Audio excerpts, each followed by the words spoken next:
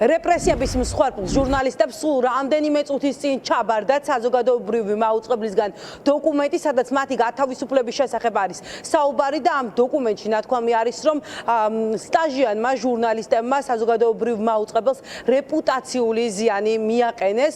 სულ რაღაც 2 საათის წინ გახდა ცნობილი, რომ ვასილ ივანოვ-ჩიქოვანს ხელშეკრულება საზოგადოებრივმა მაუწყებელმა შეუჩერა.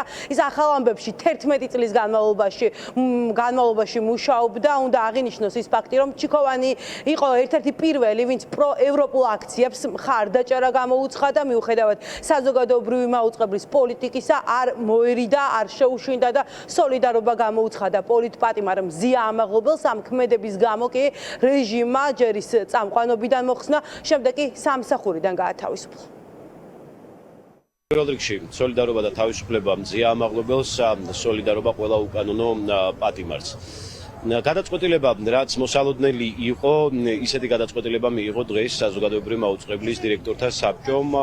ჩამბარდა უკვე ოფიციალური წერილი, რომელშიც ჩემს მიერ გაკეთებული განცხადებები არის მათი შეფასებით უსაფუძვლო და მან ზიანი მიაყენა, რეპუტაციული ზიანი მიაყენა საზოგადოებრივ მაუწყებელს.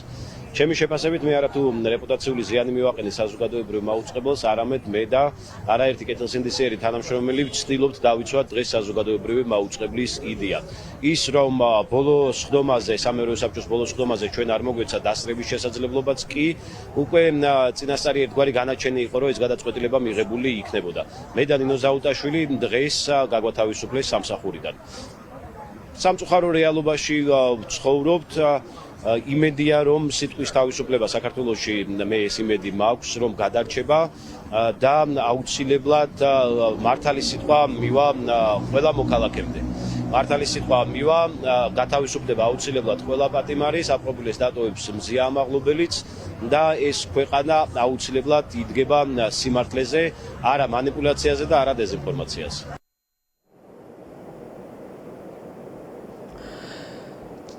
ჩიქოვანის მსგავსად ნინო ზაუტაშვილიც გაათავისუფლეს დღეს საზოგადოებრივი მაუწყებლიდან.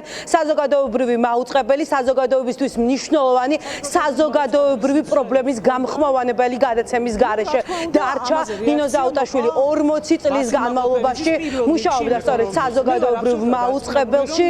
ამ წუთებში საზოგადოებრივ მაუწყებელთან განცხადებას აკეთებს ზაუტაშვილი, ჩვენ შეგვიძლია ეს განცხადება პირდაპირ დარწმუნებული.